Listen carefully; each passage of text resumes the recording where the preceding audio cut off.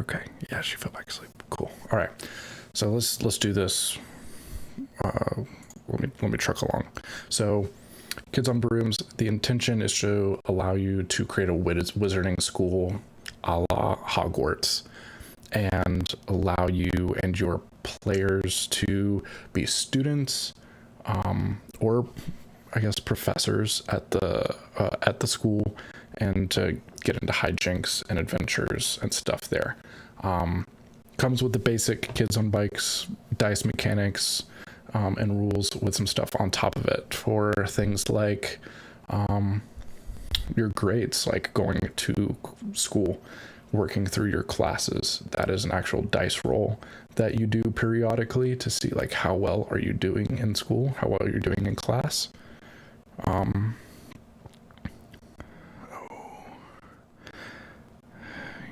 Gang, I promise that normally when she's asleep until like well past, but she is rolling around a lot. Man, okay. I picked the wrong night to try to do this apparently.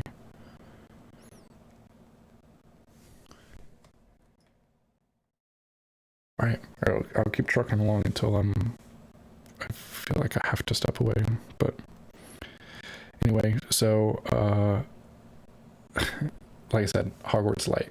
So we can go ahead and kind of take a look. The art in it is really, really cool. So Kids on Brooms, written by Jonathan Gilmour, and Doug Lewandowski. They're both the original writers of the Kids on Bikes core rulebook. And then Spencer Stark, from what I understand, came in and was kind of from what I understand, kind of maybe not the lead designer, but was the one who had the idea of adjusting Kids on Bikes and kind of appropriating it for a Potterverse-esque setting, taking kids out of 1980s, early 1990s adventure pulp and sticking them in a wizarding magic school. Hey, Jacob Plow, thanks for tuning in. Sorry, I'm gonna try to get back in the swing of things. Daughter's bedtime is now pretty early, and I feel like I can squeeze out some time to maybe make more videos and content and stuff now that she's sleeping, even though tonight apparently seems like she's not, but we'll see what happens. So I really do dig the art a lot in this book. It's kind of not sparse, but I would say they generally use full page art as to kind of separate between sections in the book, as opposed to putting art, like incorporating art throughout the layout, which I think is fine. I'm not a huge art guy. I'm not the type of person to buy an RPG book specifically for the art. In fact, I think I talked about this with the Fate Space Toolkit. I was actually a huge fan of how they did that. They came out with like a prototype edition where it had the final rules. It had been edited, even gone through layout. They just didn't have art in it. And so they were like, here, we'll give you you pay us $10 for this prototype. If we make enough money in sales, we'll add in the art that we've already kind of laid out, which is great. And for me, I almost like a good layout more than I like more art. I'm just not a visual guy. I don't get a ton of inspiration looking at art in rule books, but I know that it's a big thing for some people. So this game, Kids on Brooms, kind of co-published, I guess, by Renegade and by Hunters Entertainment.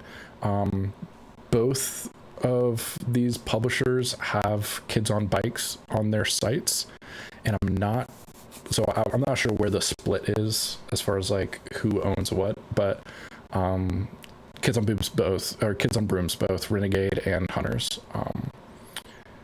Here's a table of contents. It's a fairly thin book. I've got a paper copy with me here. I'd say it comes in just at 100 pages, maybe.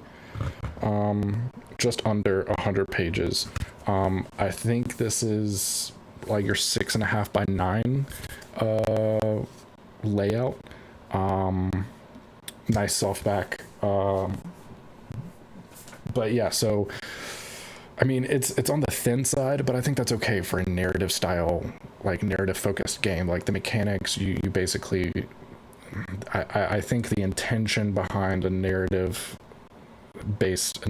focused game like Kids on Brooms is to provide the general enough mechanics that you can use the mechanics to basically settle anything and any decision that the player or the player character wants to go through, resolve it quickly, and then move on.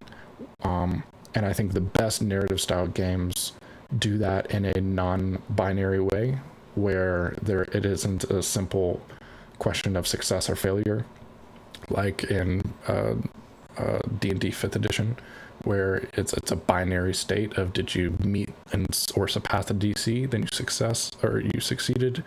If it was under that DC, you failed.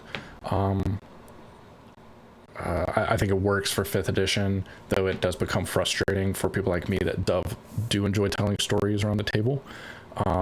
And that's kind of why I enjoy tabletop role-playing games, and so that is why I've shifted to more narrative-focused games. But I think even Pathfinder 2nd edition have the kind of structured tiers of, narrating success. So I think we're seeing more and more games move towards that. Here's kind of the table of contents, and I mean, to be perfectly honest, like, the appendices start at page 82. This is all stuff that you use for like character creation. Like, tropes are basically like playbooks from, if you're familiar with the Powered by the Apocalypse setting. Tropes are just almost pre-made kind of classes for characters. That they do give you instructions on how you can just play without a trope if you really want to. The nice thing about tropes in the Kids on Bikes, Kids on Brooms setting is that tropes ask you a few questions that you answer, that then kind of can come into play mechanically in the game, which are nice to haves, but aren't totally required, and you and the GM could easily spend a few extra minutes coming up with your own questions that fit if you didn't want to stick to a trope. We'll look at that in a second. So let's just jump in. Like I said, I really do enjoy the art style. I think it's really nice. Really nice. I think it gives off a really cool vibe for the type of games. Am I going to discuss the difference between Brooms and Bikes? Yeah, Jay, I'm going to try. I'm not a Kids on Bikes expert, but I have read through the rulebook before. Honestly, what I'll just tell you straight off the bat, differences between Kids on Brooms, Kids on Bikes is negligible. What I would say is that Kids on Brooms comes with its own tropes, so those kind of playbooks for characters. There's a little bit of world building, the same kind of activities that Kids on Bikes has you do when world building at the table. Same thing happens in Kids on Brooms with just more specific questions. So like when building your wizard school, you could do that as opposed to building your town for Kids on Bikes. You still ask relationship questions at the table when creating characters, still come up with the rumors. It's just about the school instead of about the town. Dice is the same. The actual stats on the players are the same. The only difference are what I would call add-ons, or new stuff sitting on top of the Kids on Bikes system that make it Kids on Brooms. That is the spell casting system that I am going to take a look at, and then that's 80% of the chain. The new additions, I would say there's not really any changes to the core Bikes system. The other 20% kind of added on top of is some you can basically customize a wand per character and then a broom per character that give you some additional mechanical benefits in certain situations, which is cool, and an extra way to kind of customize your character. I do think that it can become complicated when casting a spell, figuring out all the different kinds of bonuses that you get.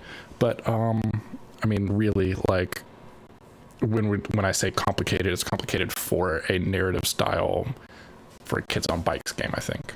But those are kind of your big differences.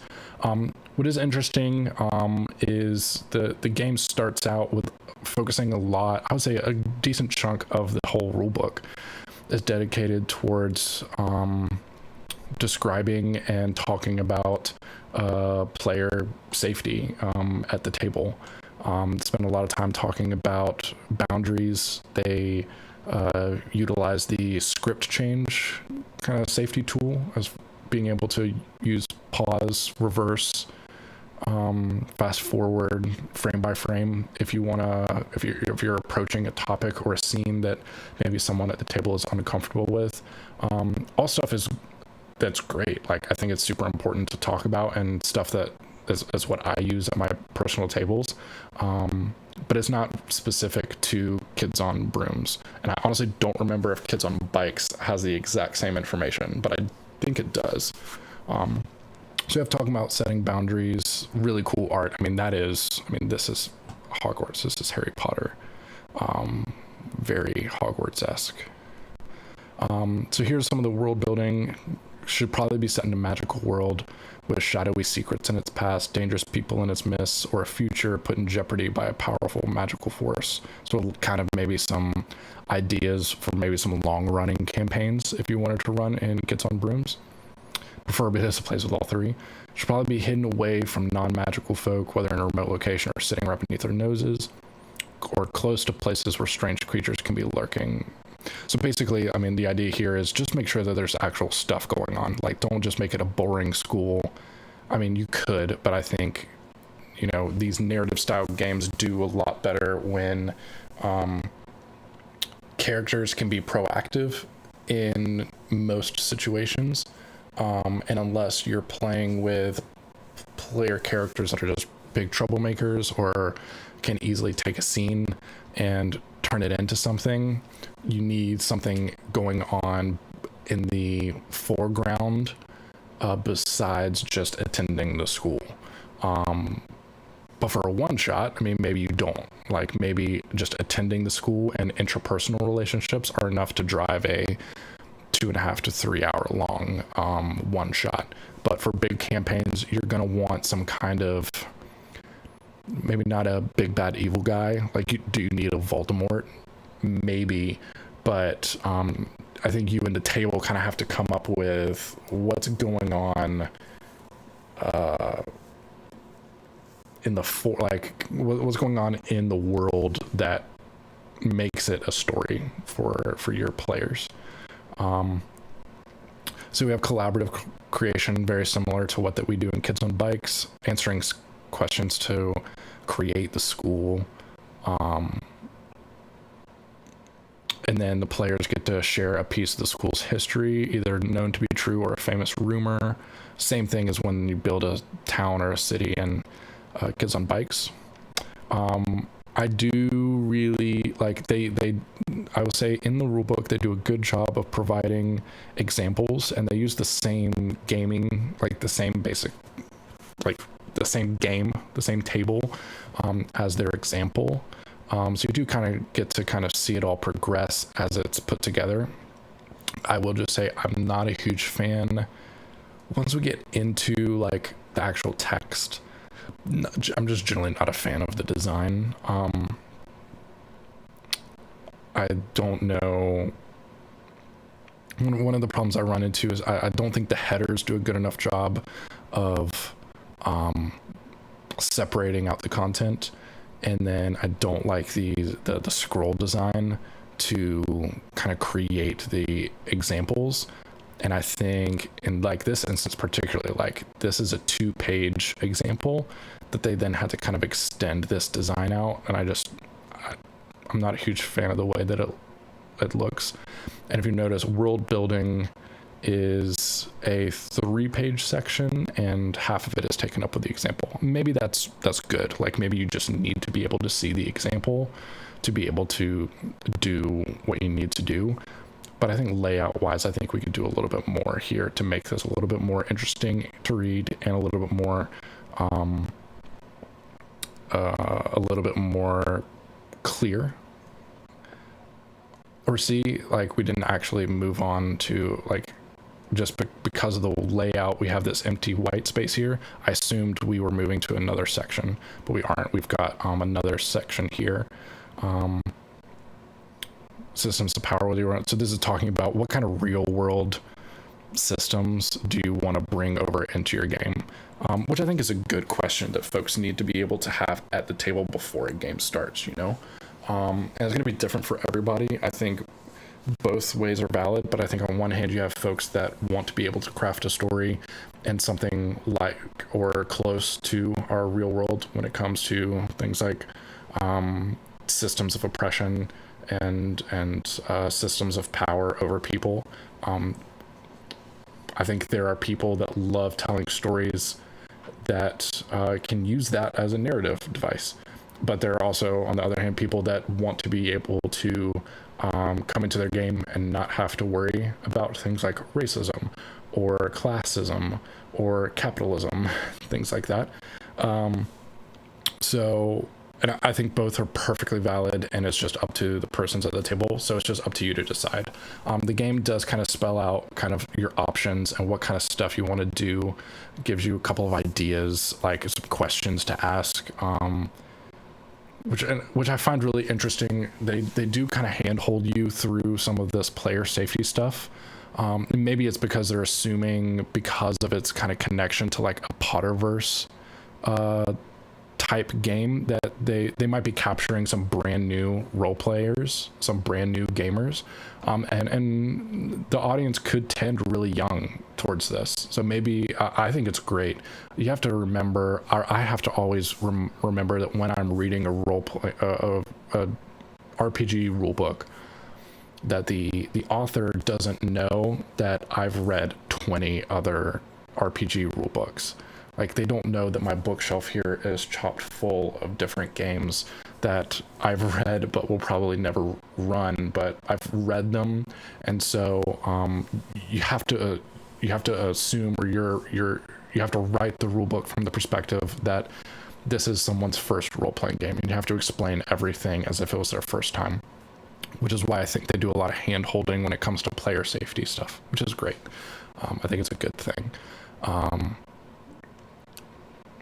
Like I said, still like the art. I think I did point out that all their art, I think, is full page and used to kind of separate out. And this one's actually two pieces next to each other. So I think they must be back to back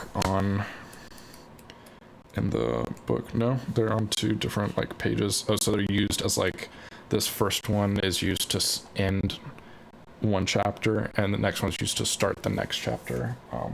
Which is, yeah, I mean, I think it's a quick and easy way to do layout, is that they basically don't have any inline. Oh, there's the first piece of inline art.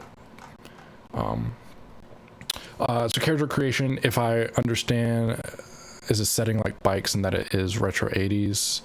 No, not necessarily. I think timing wise, I don't remember them calling out any specific time. I think you could run this game at any time. Like, if you wanted to run, I don't know, like if you wanted to play a serious game, you could run a British boarding school, wizard school in the 40s during, World War II. Like, young kids sent away before the bombing of London and worried about your families, and maybe the school used to teach, well-rounded stuff, but now they're teaching like combat magic heavy focus, and you're kind of butting up against that, but you're 14. Like, that could be a really interesting, serious game. Or you could run, it's 2020. I think for me, I think the assumption here is that the assumption with Kids on Brooms is that it is a like a primary school level, elementary, middle school level game, or school rather, similar to Hogwarts. I think they kind of lean into that. I think if I ever played this game, I would reskin it to be, if you've ever read or watched the TV show The Magicians by Lev Grossman, I think I would reskin it to basically run a Break Bills game, where it's college students, like you graduate high school, and you go to undergrad or a graduate school at a wizarding school, so you're dealing with legal adults, but again, like, I'm almost 30. I didn't like myself when I was 13. I don't necessarily want to go back and play another 13-year-old. And I think you can hit all the same tropes of a Hogwarts-esque style setting with older kids, and just jump in at 18, 19 years old instead of playing at 12. Kids on Brooms 2077. That, I mean, yeah, you could. Mechanically, there is nothing stopping you from running a futuristic, magical school, like Magitech style. The game kind of assumes like I said, like a Harry. It's basically unproblematic Harry Potter. Like no lawyer risk, no licensing, but just they basically taken all of the proper nouns out of Hogwarts in Harry Potter and created a game with that. But it seems pretty easy to reskin for basically anything else. So overview of the process: you're going to select a trope from the playbook. Make trope selections, like for instance, there's a grade that's a part of your character. I think you could change. I think they do like lower upper teacher or something like that. We'll take a look. You could easily do that to like undergrad, graduate, or just split it up. Yeah, I think I think Kids on Brooms would be a really fun way to run a magician style game. No reason why you couldn't. Do I think Avatar: Last Airbender? Yeah, I was actually chatting about this with someone in the Kids on Bikes subreddit earlier this week. We can take a look, Ezra, and see. I don't see any reason why you couldn't make magic, kind of assign magic instead of to spells to bending. I think that's pretty reflavor. And again, like it's pretty mechanics light, so I think you could do that fairly easily. We'll take a look. You got tropes like reluctant oracle, eccentric professor, teacher's pet, which determine your stat dice, same way that Kids on Bikes works. Excuse me. They actually call out in the rulebook that the playbook where tropes are available on the publishers' websites. They call out Renegade and Hunters Entertainment specifically. I have noticed that at least as of yesterday, I did not see either book the downloads on the actual website. The game just came out last week, so it might just be taking them some time to get the downloads up. But what I like about that is that if the creators decide to add more tropes just for free, they just add it to the playbook, put it up on the website, and they've already called that out in the rule book. And so there's no like rules legal stuff. Like they can just add a new trope to the playbook on the website. You can download it or look at it when you're spinning up a new game or adding a new character. You don't feel beholden to exactly what's in the book, and you kind of know that they're not going to try to like charge you for additional tropes in a playbook, that they're just going to put it up on their website, which is nice. Ezra, I'm going to be honest, I'm not an anime guy, and so I reckon Full Metal Alchemist, like possibly.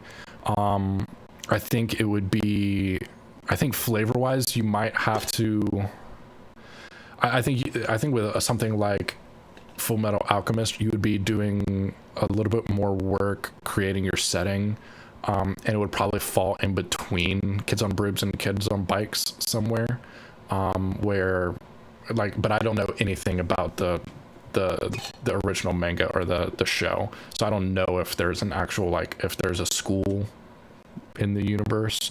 No idea.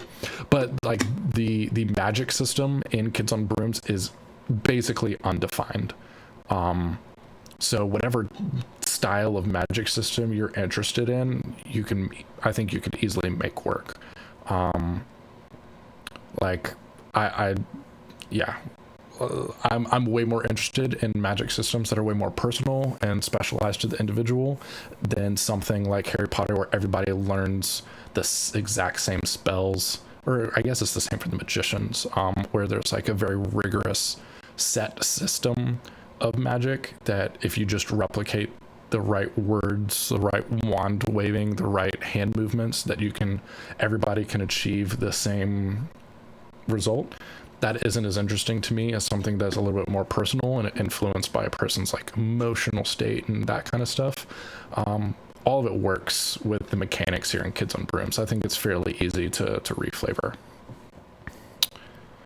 So I think, like, if you look at the stats, these are the exact same as the Kids on Bikes. So you have brains for how book smart your character is, brawn for the brute strength, not how much they can fight, but just like what can they deadlift basically, and how much physical damage they can take.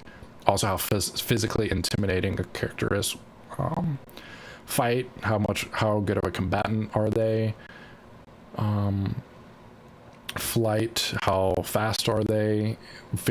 I like how flight both fits like their literal evasion and their figurative evasion. I think it's really nice and really cool, and makes the stat a little more it almost, by adding something like that, it becomes less of a, oh, I want that stat. I think for folks that are coming from a game like D&D where, you know, most characters need dexterity, just to do things like stealth and, you know, get out of situations, because it's so generic. By adding something like this also describes how they figuratively are able to just avoid their problems. It gives you an idea into the type of character that character is, like the person that character is, and it becomes less generic that everybody can see themselves with a high dexterity. It's like, oh, well, my character gets into a lot of trouble. Like they pretty much run in, like they stride right up to everything. They don't ever look to get out of trouble. Maybe flight isn't the stat that you really want. Charm, socially adept your character is, and how good you are at reading, high EQ. And then grit, how hard it is to break a character emotionally or physically. Keeping a level head in the worst situations, which I think is really great. Really cool. And then basically you pick a trope, each of the 6 RPG dice is assigned a stat. So every time you run, like if you're running a athlete, they probably have a high brawn.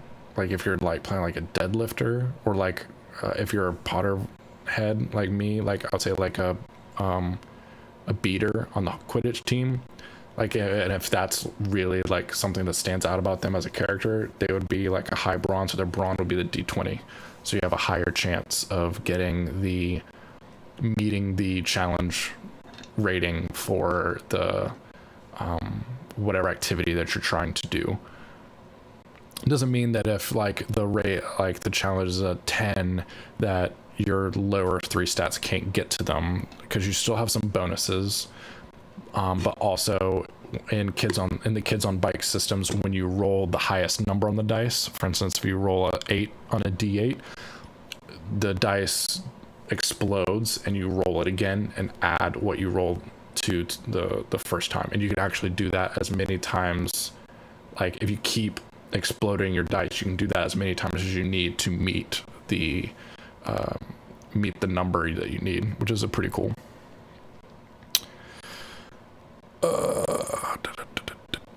Does this one have power characters or another mechanic in that vein? That might be something that I'm not remembering from Kids on Bikes, Ezra, if power characters or something that Kids on Bikes had. So I'm not sure. I don't remember reading through Kids on Brooms. I haven't seen a power character mechanic.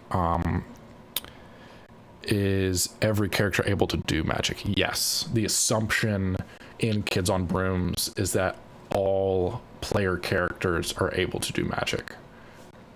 Though I guess if you were running a setting where, maybe not every player can use magic, you might need access to the Kids on Bikes rulebook too. But I don't see a reason why you couldn't combine the two. I think it would be more difficult for a GM to create problems for a player party with both mundane and magical characters to make it feel like the mundane characters were just as useful as a magical player. But so that would be difficult to be able to tell a story where a mundane character without access to magic feels just as powerful and useful as a magic wielding character does, but doable depending on your setting and your table, I think. And see, here's kind of like I'm not a fan of the header. I think it needs to be way bigger. I think there should have been some design element around the text, like maybe just a box, or these kind of filigree design elements that they have at the bottom around the page numbers, doing something similar to kind of create a visual break. Because to me, like, there's just, it doesn't, I don't know. And it just feels like the margins are really small. And so like this tiny little space above characters' grades doesn't seem, I don't know, something visually kind of seems off. Kids on Bikes has the power character, which is controlled collectively by everyone. Interesting. That's cool. I have not seen the power character mechanically here, and I don't know if that would necessarily fit into the setting. So I imagine the power character is a super powerful character in Kids on Bikes, something maybe a character that is overpowered or way more powerful than the other people in the group. So in order to make all the players at the table feel useful and special, kind of like what I was just talking about, you kind of make that character the tables instead of an individuals. I don't see a reason why you couldn't do it in Kids on Brooms, but I don't remember, and we can look, I don't think there's a mechanic for that in the rulebook, but maybe it would be easy to take that mechanic and apply it from the Kids on Bikes rulebook.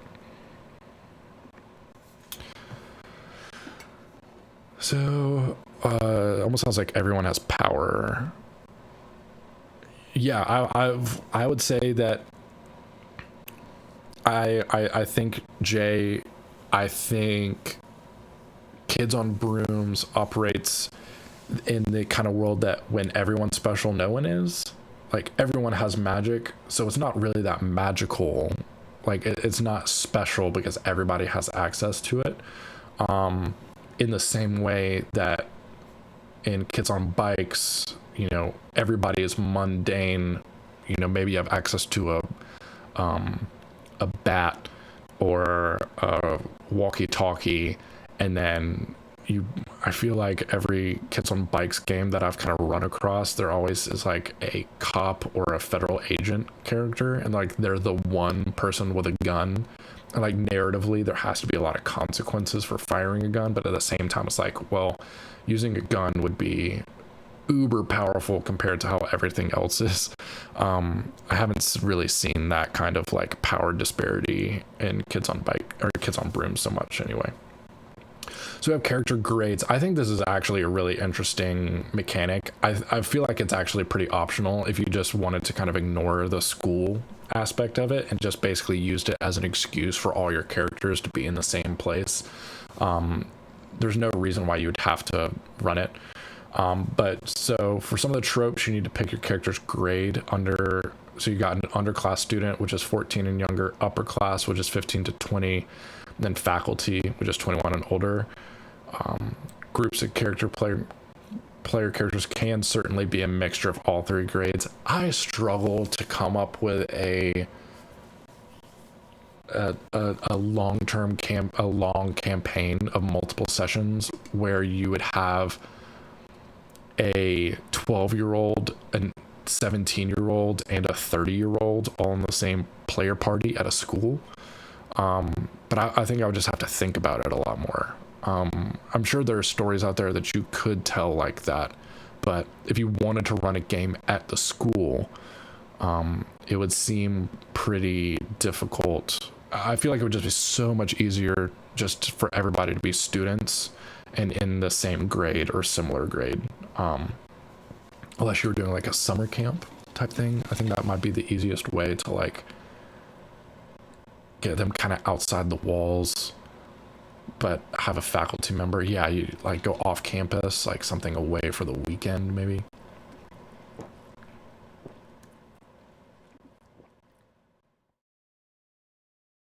So you get a strength depending on what character grade you get, which gives you a +1 bonus to 2 different checks.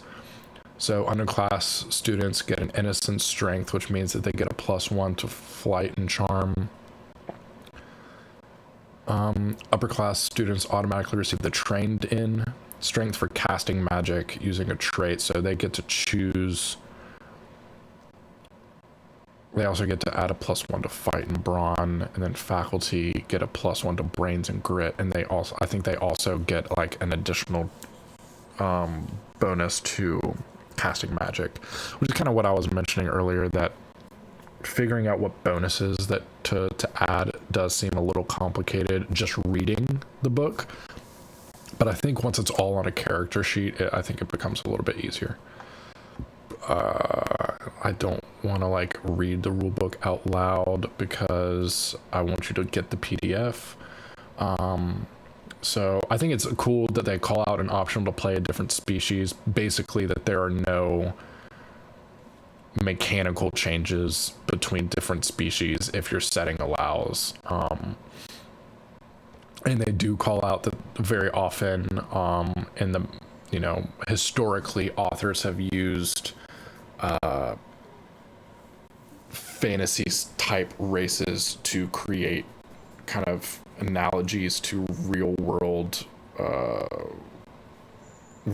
races, and use them as harmful stereotypes, which I think is, again, assuming that this is for a younger audience that wants to, this might be their first RPG setting. I think it's great expectation setting. So Ezra ran a game with a teen lifeguard, an adult rent-a-cop, and a kid who just liked hanging out on the beach, and it went together. That's, I mean, hey, Ezra, kudos. I have a hard enough time keeping my like D&D 5e party on the same track and making sure all the characters are properly motivated and stuff. So shout out to you. Another great section optional is including disabled or neurodiverse characters. As a neurodiverse person, that is, I think this is fantastic, and I really like that they call out both some mechanical changes that you can make, and also, you know, socially at the table that you are, you know, treating everybody with respect. Words of caution: make sure that you're playing them in order to develop the character in the story, not for jokes or for novelty. Yeah, if you are a non-disabled person or a neuronormative person and choosing to create a disabled or neurodiverse character, you just have to play that really, really closely and really carefully. And if I was that person, I would do a ton of research and have a lot of conversations with my friends who had that disability or were neurodiverse, so I could get an idea of what they deal with on a day-to-day basis, so that I could try to act that out. Risky, but I think for more mature gaming groups, I think it could be really interesting. Or at the same time, I think that representation is important, and I think we mainly talk about representation in our art when it comes to race and skin color and sexuality and gender, but I think also included in that should be disabled and neurodiverse characters being able to, you know, have a friend who is uses a wheelchair, and they often want to create characters who also use a wheelchair because that is, they like exploring new settings and new worlds with something similar to them, and it uses them, it's a way that they use to ground their fantasy characters. And as a GM and a DM, I love that, and I love being able to incorporate that into my games, and figuring out ways to accommodate that without making it less fun for everybody. So really cool. And also, I love this art piece. It's the first one we've seen that is in line. And I love that they call this out specifically. It looks like this character walks with braces, but is using their magical powers to lift a car. Freaking awesome. Does the game support a long campaign or more short adventures? Both. They specifically have sections that talk about, the difference between the two. I do think, I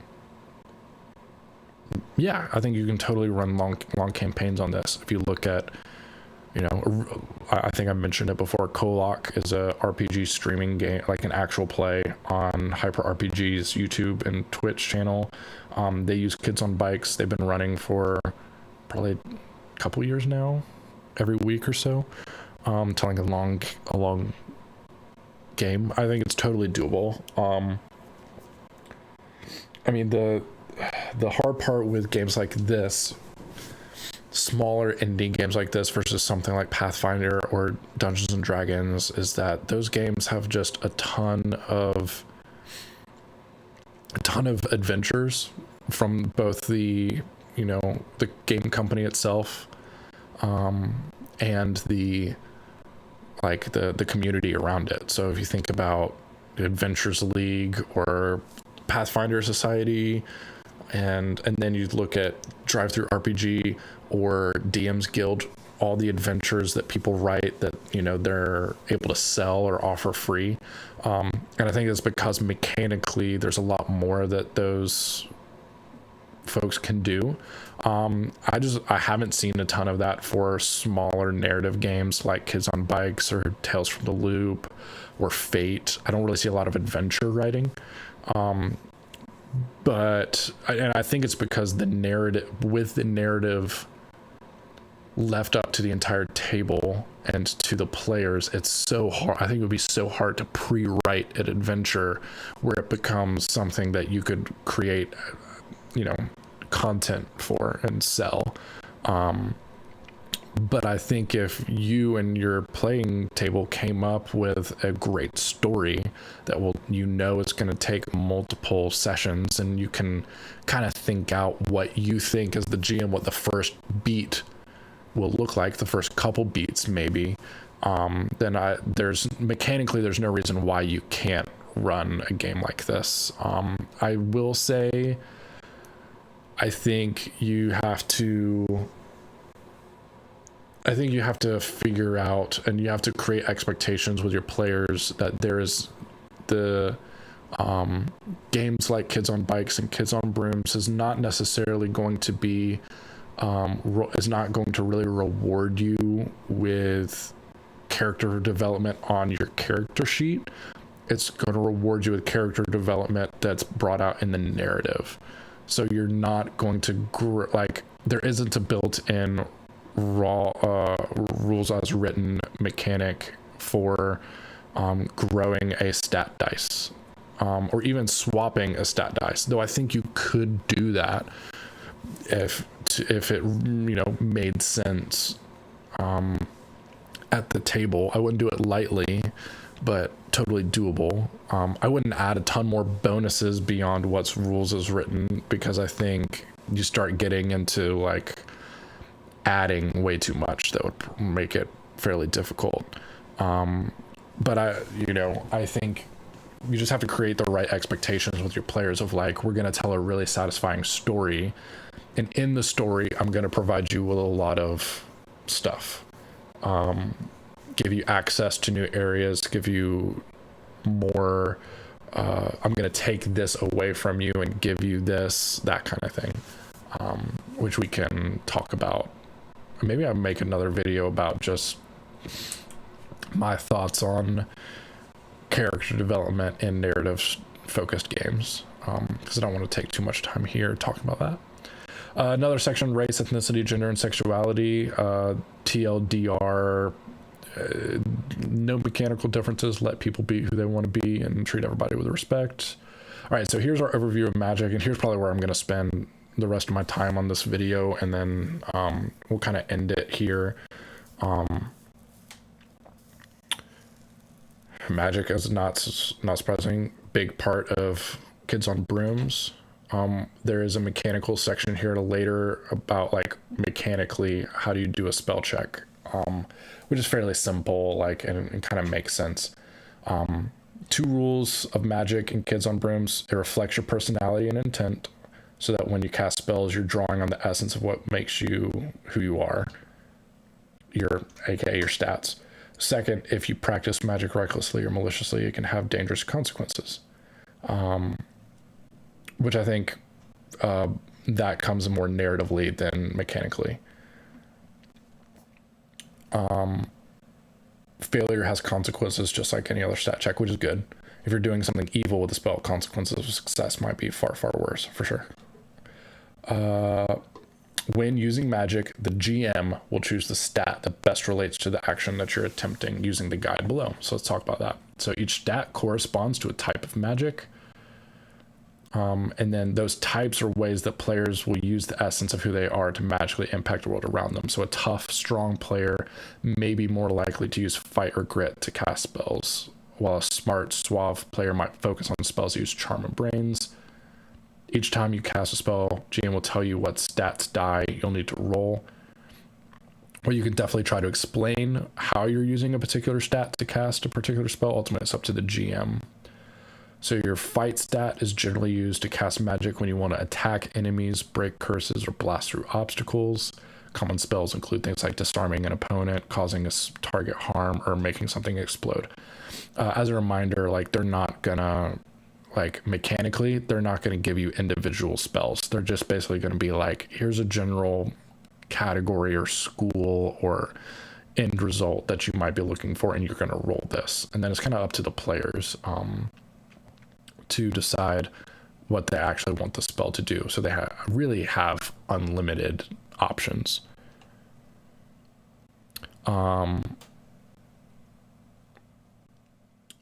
Basic warning about doing stupid shit.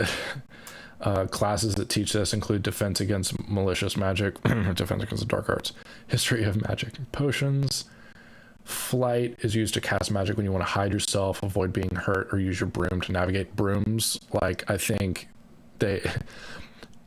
I know why they made Brooms a big deal, because the name of the game is Kids on Brooms. And so like at first they were like, that is, I know exactly what the designer, what Spencer was probably thinking. It was like, Kids on Brooms is such a brilliant play on words. It immediately tells like the people who would be interested in this game what this game is about, and it immediately ties it to the system Kids on Bikes. Like, we create so much synergy here, perfect. And then someone somewhere along the way was like, you've called the game Kids on Brooms, but you don't have any mechanics about riding a broom. You should probably do that. So there's probably a little bit more focus on brooms than I would ever do if I was writing or even running a game. But I think it's interesting. I probably won't go into brooms at all in this video. I'll just tell you that there is a table of brooms with different names and different kind of descriptions of what that broom looks like and how it behaves, and it gives you a mechanical bonus when you are on it and using it for something specific, kind of like wands, which I might still look at. Which it's cute and it's fun. It's kind of one of the more I think tongue-in-cheek, definitely played into a younger audience kind of things in the game that I would drop if I was running, just because I tend to run more mature, serious adult games. Brains, casting magic when you want to reveal something hidden, understand something mysterious, or see into a different place in space or time. Again, I really like how they did this, because obviously like in D&D Pathfinder, casting magic is, you know, if you are a wizard, you use intelligence for all of your spell casting, if they did something like that in Kids on Brooms, everybody would need to have like a high die in that one thing. This instead makes everybody, no matter what your like biggest stat die is, you have access to, regardless, you have access to all the magic. But you're obviously going to be more inclined to use certain magic that you are good at generally. And so if you are a big, beefy, strong character and brawn is your number one, your highest stat die, you're going to be the best at casting magic that does things that uses brawn, which allows you to move objects or keep something protected. So I would almost, keeping something protected, I would say your brawn might be your tank. You know, able to cast up shield magic,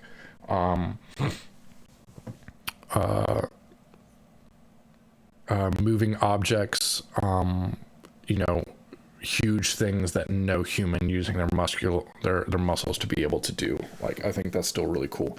But if I'm playing the, you know, library nerd that is running a D4 in brawn, I still can cast that spell if I'm trying to move it. I just might not work, or I might if I explode my dice a lucky enough time. You know what I mean? It gives it's wide access, but it gives you obvious paths of preference in order to like shine.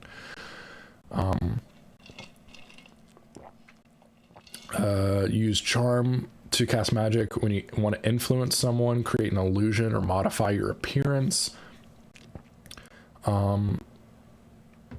Gives you some common spells and gives you a warning about influencing other people. That would be, you know, against one of the rules of magic in my personal game. Whenever I get a chance to run kids on Brooms, so charm, you know, I have to be really careful about it, or really like, you know, up against the gray area of like what is influencing another person's mind and what is controlling another person's mind, which I would make personally like that's against one of the rules of magic in my world. And grit, when you want to keep someone safe mentally or physically. So I could see grit and brawn, there's a little bit of overlap here, but blocking your mind from being peered into, dispelling magic that's already been cast, or healing someone who's been hurt. That's cool. I could kind of see grit as explaining healing. Is like, I am strong mentally and physically. I'm lending you some of my strength, whether that's mental or physical, in order to heal or protect yourself from this, which I think is really cool. So someone asked how we could apply this to an Avatar The Last Airbender style setting. I think that's actually relatively easy. I would basically take the four elements and assign each one a stat that when you bend that element, you're using XYZ, or you just say that, or if you don't want to limit it, you basically just say whatever you're trying to accomplish, because really these descriptions are describing what effect are you trying to do. So you don't even really have to assign a, you know, water bending to something specific, because water bending, my first instinct was grit. Like, they use water magic a lot to heal, but at the same time you could absolutely use it to hide your to, I don't know, like avoid being hurt, or to move an object. Would it be as good as those things as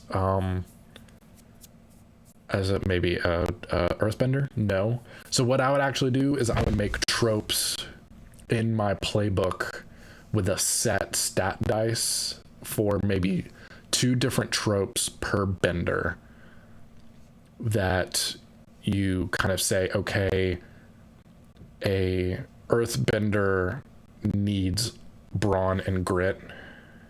Maybe you give one a d20 brawn, the other d20 grit, and then the next level down on the others. I don't know. I think you could play around with that, but I think it wouldn't be terribly difficult to do. And that's basically it. Wands, you basically pick two. You pick a wood and a core. The wood gives you a bonus with a different type of magic, with a type of magic, and they both have to give you different types. So you can't do a +2 to one type. Your wood has to give you a +1 to grit, and your core has to give you one in brains or whatever. This is straight out of Harry Potter. I mean, Harry Potter wands are absolutely made out of a magical core with a wood, very Potter-esque. But I think lots of people, if you're playing a game explicitly to be a Harry Potter-esque game, you need a mechanic for wands. I think it's a special part of creating a player character for that world. Again, I wouldn't do it personally in my own game. I would just probably not do wands, or I would allow wands to be mechanically be anything. Like it could be a talisman that your family gave you. It could be a staff if your setting kind of goes more towards like wizard staffs than wands. Ezra, one of the most interesting things I've seen as a way to add a flavor to places in a fantasy setting is outlawing certain types of magic, like divination in one place and transmutation in another. Absolutely. I think it'd be super interesting to have like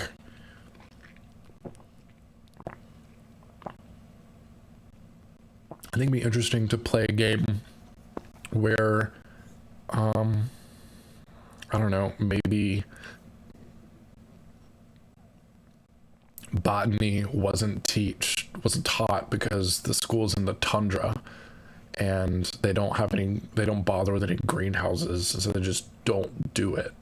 And so the students out of there, like if you wanted to become botanist, you never went to that school, but maybe that school is really good. Like it doesn't have a good engineering program, but has a good business school. You know what I mean? I think you could play that up with having multiple schools in your world. But then, yeah, obviously, if you were wanting to kind of take this Kids on Brooms magic system and apply it to a fantasy, like a medieval fantasy setting, you could play around with that a ton.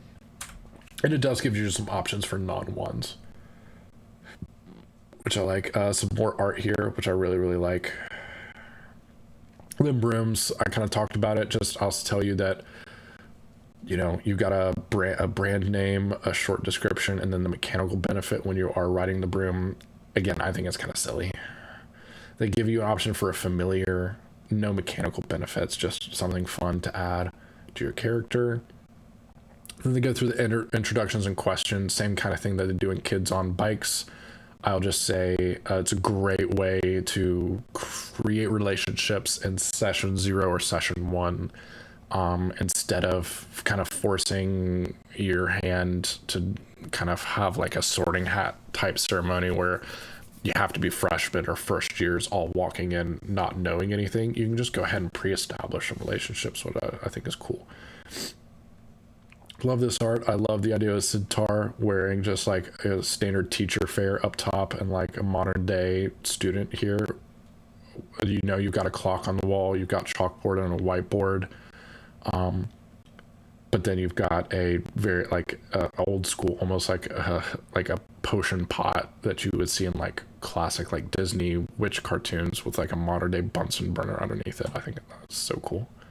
I think that's the exciting part of, you know, games like Kids on Brooms, is being able to play with the dichotomies of worlds, and maybe, you know, subvert some tropes and stuff like that. They do give you, so with these questions, they give you basically options of like, how much time do you want to spend putting into it? If you're just like, there's like, here's quick minutes, 2 minutes per player, just do this. If you're, you know, at a con or you're at a game store and you're just running a demo, it's going to be a 2-hour game and you don't want to spend more than 5 minutes in character creation. Here's some quick start questions. Don't skip this process just because you're doing it fast. It's important to the game. Here's the fast version. Then here's, you know, some like your mid-range And then they have a second section was like, here's what we would prefer you do every time you run it. It takes a while. They say 8, maybe 10 minutes per player. So I would suggest maybe doing this in a session 0, or kind of telling your players that session 1 is going to be mainly, character creation, relationship building. And then you maybe play for an hour or two, after you finish. But it's just basically answering questions, both positive and negative, about different characters at the table. You get to create some rumors, that kind of stuff. Finishing touches, like you get a school bag, which is kind of fun. Then you answer some trope specific questions. The GM does kind of help create a class schedule of like, what do you want to be good at, and then depending on your classes that you pick and how well you do mechanically, as far as like, when you complete them, once you complete or get passing marks in enough classes, you get a strength called trained in X, where X is a type of magic, and then you get add a +1 to that roll.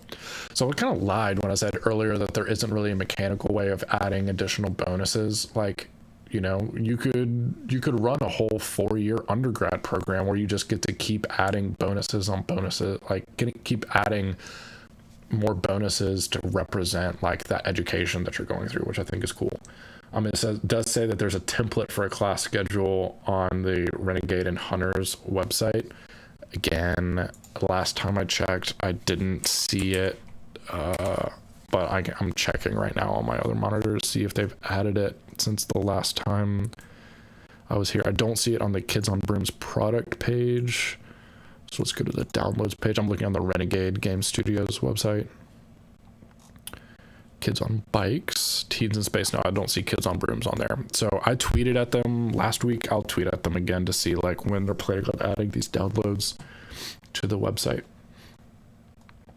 Then they do give you some suggested classes, but totally up to y'all and up to the GM. Optional how to create a character from scratch if you don't want to do use a trope. Gives you specifically some call outs, changing your character across multiple sessions. So we're talking, someone asked me earlier, do I think this game could run a long campaign or short campaigns, one shots? They give you some, spell it out, like here's how you change your character across multiple sessions, which is cool. Then give you an example of that. Really cool art. That thing looks terrifying. I love that. Are they wearing capes? I'm very into that. Very, very into that. So they give you, here's a playing the game section. All the first half of the book basically was creating your world, creating your characters. And then here's the actual mechanics for the game. While you're playing, anytime you do something that runs the risk of failure, GM sets a difficulty for the action. You then roll the appropriate stat die and check the value of that die against the value of the difficulty. When you run or when you roll the maximum value of the die and it isn't enough to succeed at the check, you have a lucky break, meaning that you re-roll the die and add the max value that you rolled from the first time you rolled to the new roll. Is it Kids on Bikes that calls it like your exploding die, or is that a game design thing that I've picked up before I even got to the Kids on Bikes systems? I'm not even sure anymore.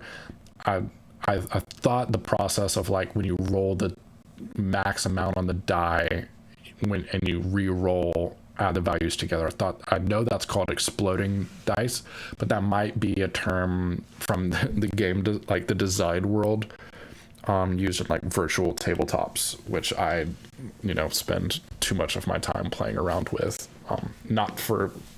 I'm no expert by any means, but I'm a software web developer by trade during the day, so I find virtual tabletops endlessly fascinating. So basically, if you are dealing with a 10 difficulty, but the stat that you need to roll is a D8, and you roll your D8 and you roll an 8, you get to take that 8 that you just rolled, roll your dice again, you get a 4, you add the 8 and 4 together, you get a 12. And so now you have beaten the check, even though the difficulty was technically higher than the maximum on your dice. Game design thing. Okay, cool, Jay. That's what I thought. I couldn't remember what it is. Is it called Lucky Break in Kids on Bikes too? I guess I have the Kids on Bikes. I haven't opened it recently. I'd have to go grab it. Hackmaster has it too. Okay, yeah. So I know the exploding dice is not a Kids on Bikes specific thing, but I guess I thought Kids on Bikes called it exploding, but I guess that doesn't really make sense. Yeah, it's not a new thing by any means.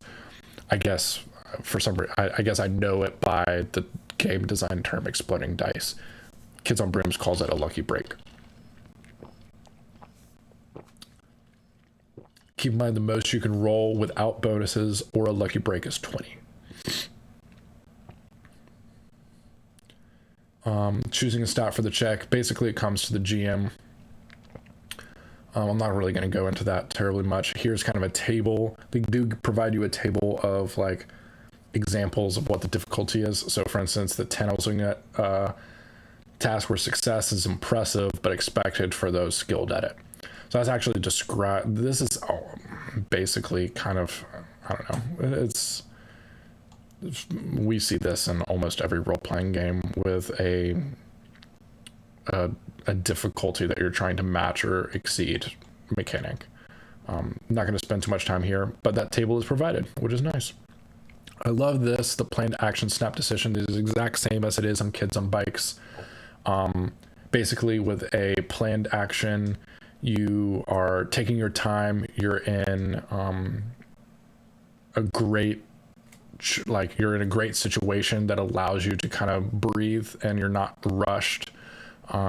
There's nothing necessarily impeding you immediately into getting the task done, so you get to kind of add some additional stuff. So when you are performing a planned action, you have the time to think and react calmly, which means you can roll the appropriate die or just take half value. So if you don't want to risk rolling a d10 and getting less, like, and getting a 2 on it, you can just take a 5. But then you don't have the opportunity to get like a 8 or whatever. But it means that you can then, because as a planned action, you can think about it. It means you, the player, can do the math. And is a 5 with my bonuses enough to hit the difficulty? Since the GM tells you they set the difficulty first, and you can do the math, then brilliant. You get a lucky break. If you get a lucky break, keep rolling. Once you finish rolling the dice, basically, you add an age bonus. They don't cause lucky breaks. You only do it after you finish rolling. So if you get an age bonus, cool. You can also use an adversity token, which means, when you fail an action, you get an adversity token, and then you can spend those adversity tokens on checks after that, adding a +1 to your roll. They don't create lucky breaks. And then because it's a planned action, other people can help you by using their own adversity tokens to give you a +1 boost, as long as they narrate how the actions help. And the GM kind of gets to decide, does this make sense or not? And then you decide if you succeed or not. And then GM if you fail, so I like explaining this out. If the total roll is greater than or equal to the value set by the GM, you have succeeded. You and the GM narrate the success collaboratively. When the player succeeds at the check, they get to have just as much input in narrating their successes and the immediate effects of their success as the GM does. If the player fails, then the GM directs the narration with minimal input from the player. And then depending on how big of a failure it was, possible that you have no input on what happens at all. I like that they spell this out, because too often, especially for players coming into a narrative-based game like Kids on Brooms from a game like D&D, where it's totally up to the GM to do all of the describing.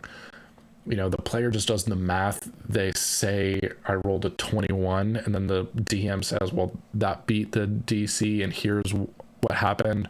That didn't beat the DC, here's what happened. So rarely do I see Dungeons and Dragons or Pathfinder GMs turn that around and ask the player, okay, what happens? Where it is, especially in these narrative focused games, it's all about the storytelling at the table. If you, a GM, are not letting your players describe what's happening, you're missing out on 50% of the game, I think. Snap decision: when you're under more duress and stress, you can't take the half value of the appropriate die you have to roll, and the other players, your party, cannot spend their own adversity tokens to help you. And it kind of lets the GM know that for a planned action, they should make the consequences of failing less weighty. Which makes sense. Like, if you don't succeed at something snappy, like, you know, maybe not the end of the world, but something negative happens. When you had an hour to work on this and you failed, like, the consequences should be, you know, pretty severe. Like, you had ample opportunity to succeed. Narrating the results. All I'll say here is that I think this is, they give you a ladder, a table of how you should describe failure or success based on how far past the target did someone roll, which I think is great. Even kind of, it doesn't mechanically, but it says there could be mechanical benefits for beating a target by 10 or more, which I think is great. The examples here are really good. And then I really like this fear mechanic as a part of your trope. On your character sheet, you actually have a fear. If you are specifically faced with a fear, you have to make a snap decision, and you can't spend adversity tokens to help your friends. And then up to the GM, I mean, maybe I would probably have a conversation with the player. It's like you could have up to a -3 penalty depending on how serious of a fear and like the specific situation with the fear. I think that's really cool. As far as I know, this is the only time confronting a fear is the only time that a penalty, I guess a situational penalty, is kind of brought into the mix, which does kind of help streamline things, but just something a little extra in order to kind of mechanically bring a flaw into the game as your character. And I, as a player, I think it would be, I think it would be my goal to try to overcome that fear, to show character growth. And as a GM, it is my job to put my players' characters in situations where they are confronted with their fears, because that's where the good storytelling happens. Okay, so spell checks are different than the normal action. So this is in addition to the spells that we were talking about earlier, the spell checks is a brand new mechanic that sits on top of the basics that we saw that is basically kids on bikes. Kids on Brooms, the assumption is that if it could be done with magic, you can try to do it with magic. And here's kind of what a spell check looks like. You describe what you want the spell to do. So you're not saying, I want to cast Fireball, I want to cast Featherfall. You're saying, I am falling, I want to cast a spell that slows me down, or I want to fly, I want to blow that door up, I want to unlock that door. Describe the effect.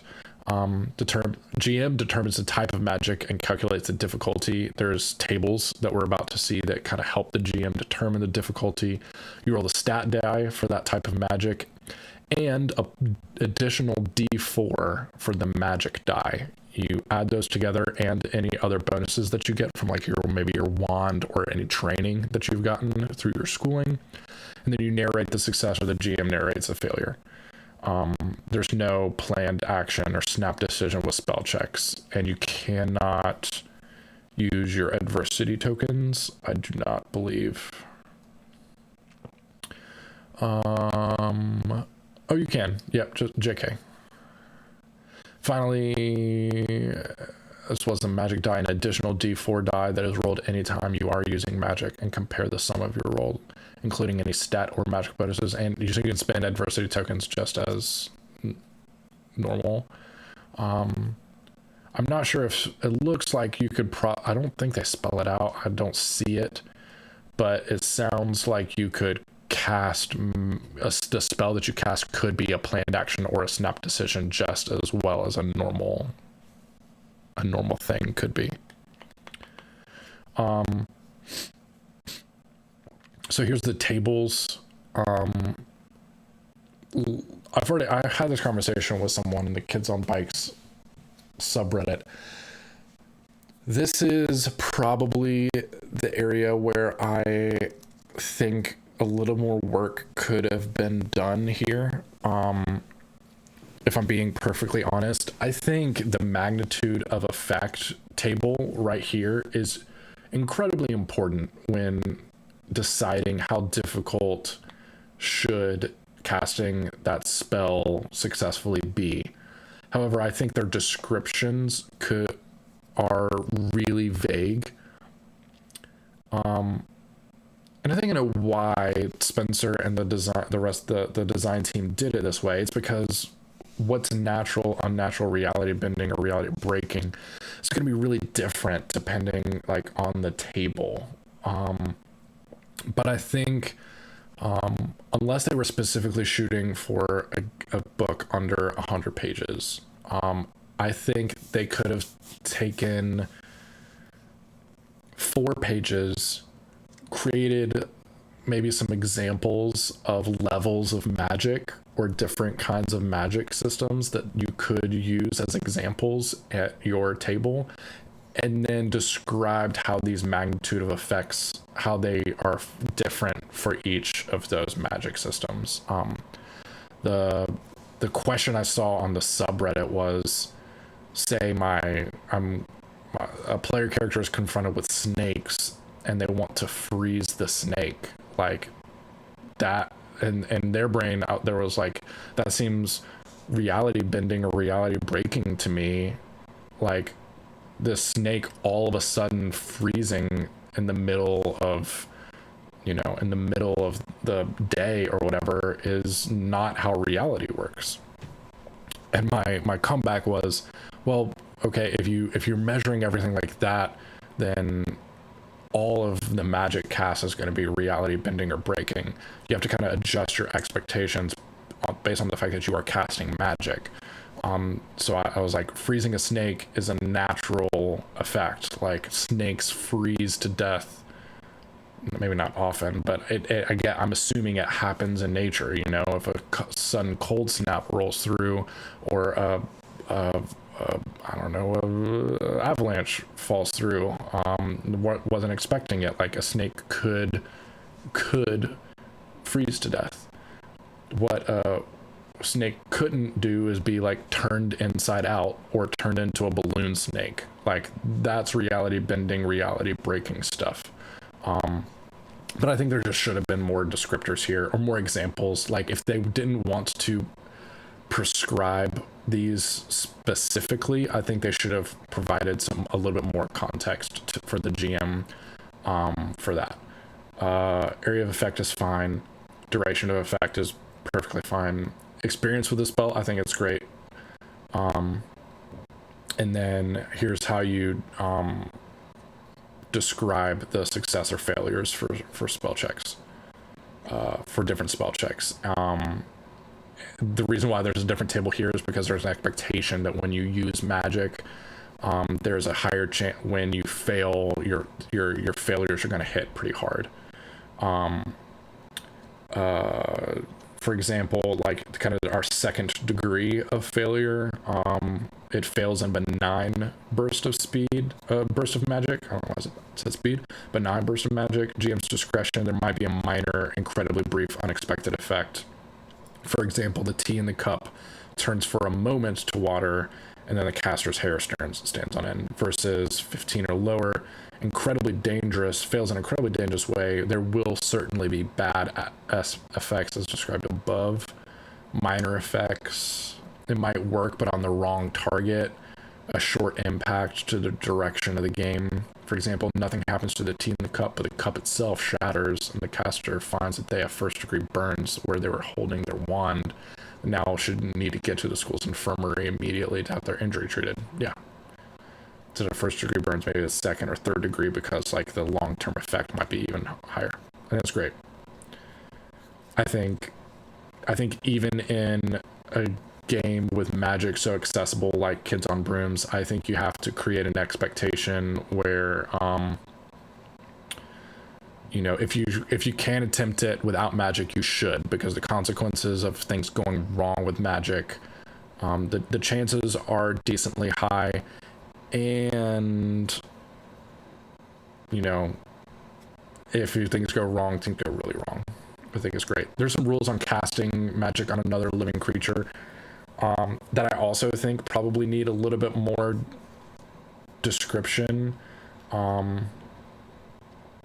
Like if you're trying to, like, if you're in battle magic, basically, like, just what's,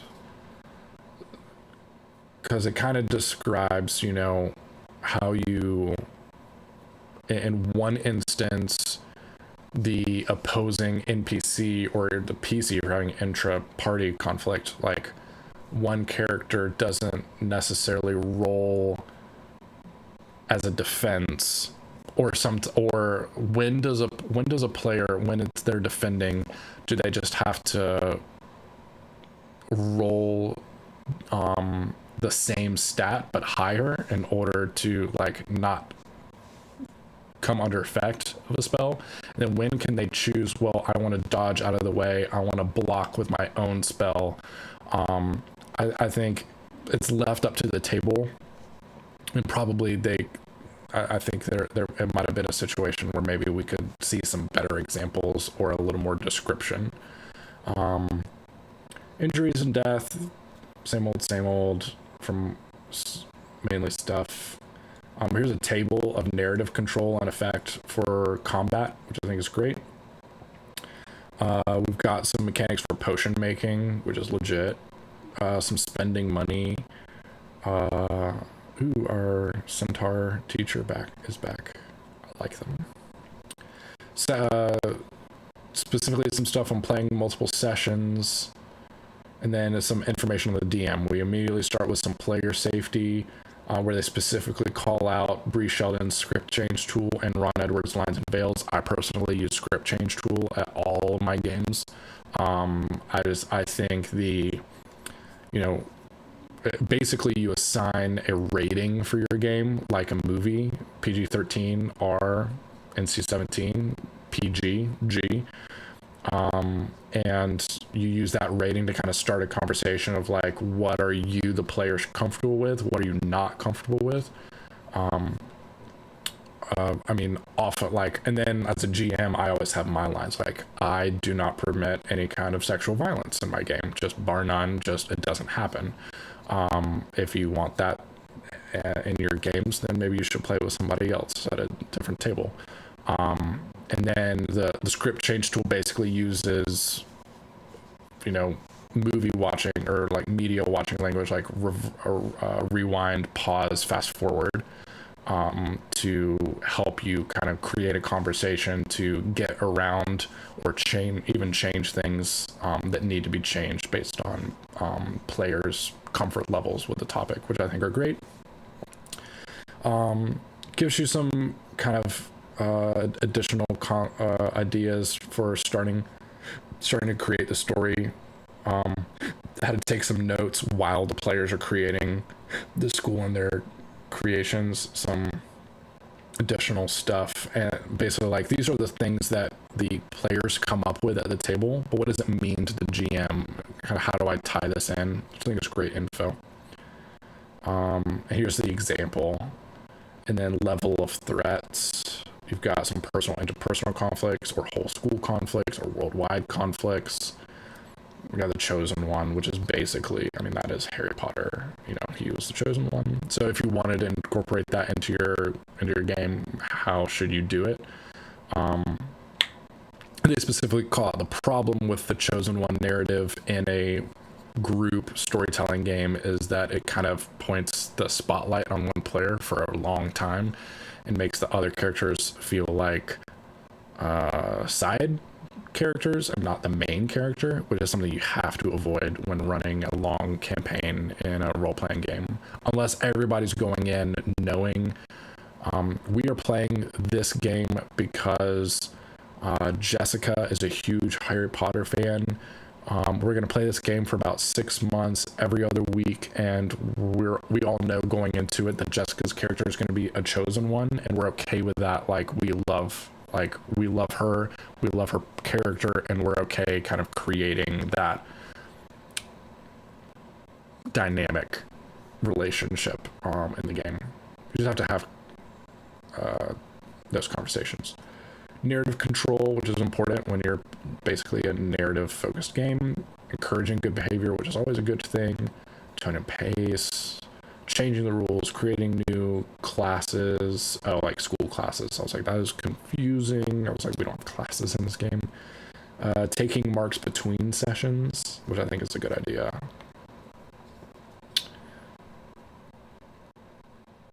Okay, that's super cool. Love that. And then we've got our appendices with our tropes and our flaws and our strengths and our relationship questions. And here's what a character sheet, this is a generic character sheet. So yeah, that is Kids on Brooms. Like I said, I think this is a perfect niche for TTRPGs. The Potterverse, a Potterverse game with no baggage and no licensing issues. Easily, like it's basically Harry Potter. Just go play a game in Hogwarts for your favorite Potter fan, or skin it into something else. Like for me, I'm gonna be skinning it probably into a Magician's style game where the players are older, a little bit more mature themes. Won't be doing some of the optional stuff like brooms and that kind of stuff, but still like a great system, especially at the price. Right now, the soft cover is $25. I think the PDF is for sale right now on DriveThruRPG for $12, half the price. I think as part of this like opening, but it'll probably go back up to like its full like $25. But yeah, like just I think it's a great system. The Kids on Bikes system is great. I think Kids on Brooms adds some interesting concepts on top of it that kind of open up the world into kind of a more magical fantasy area that honestly is pretty skinnable to anything. I think we talked about Avatar: The Last Airbender. Being able to run an Avatar game using Kids on Brooms seems pretty doable without a whole lot of hacking. So I'm really excited to be able to run this game pretty soon. Like I said, me and my family and friends are big Harry Potter nerds, so being able to run a rules light game just to be able to like have some fun around the dinner table, Kids on Brooms is perfect for that. But you could also, as seen from the Hyper RPG clan, it is really easy to take this game super seriously and run a long campaign on it. It was just announced today, I think, that one of the publishers of Kids on Brooms, Hunters Entertainment, is launching their own Twitch channel with like a dedicated producer, and they're going to be, I'm assuming they're going to be running actual plays of their games on their channel. Really hope that Kids on Brooms is one of them, and if someone from Hunters is watching and would be interested in casting or having someone run Kids on Brooms, just, I'm on Twitter at @ZachHall_. Mention that thank you all to everybody that entered the giveaway. Make sure I'm sending out these books this week, and then don't follow me on Twitter. I get into all sorts of shenanigans on there, and I'm not just talking about like RPG stuff. So like, I apologize. YouTube is pretty much my one focused RPG. Excuse me. Focused RPG outlet. So, and like I said, my daughter's schedule is now going to bed pretty early, so hopefully I'll be able to create more content. Maybe I finish up the Pathfinder core rulebook. Maybe I take a look at the advanced player guide when it comes out here in a few weeks. Like I said, I'm a big home brewer and a big hacker. I'm kind of taking kids on Brooms and adjusting it to Fate, since that's kind of like my baby. I just love that system a lot. If you're interested in maybe watching me do some homebrewing or just hacking, let me know in the comments. Or if you have a game system that you think kind of fits my style or thinks I should take a look at it, and we can look at it together on the YouTube channel. Let me know in the comments what you would like to see me take a look at, whether it's new, old, narrative style, super crunchy, sci-fi, fantasy, whatever. Like, let me know. Thanks for watching. Hope you enjoyed it. Please pick up Kids on Brooms. I think it's a great system and worthy of a place on your shelf or on your hard drive. The link to the PDF on DriveThruRPG is below in the description. I'll put a link to the physical copy from the Renegades game store there too, but feel free to pick it up from your local game store as well. Support local businesses. Thank you all for hanging out. I know that I got started doing Pathfinder stuff, and that's probably why you subbed, but I found myself getting more and more intrigued with the narrative style stuff. So I'll be playing around with a lot. But anyway, thanks for watching. Keep an eye on my channel for more content. I'll talk to you soon. Bye.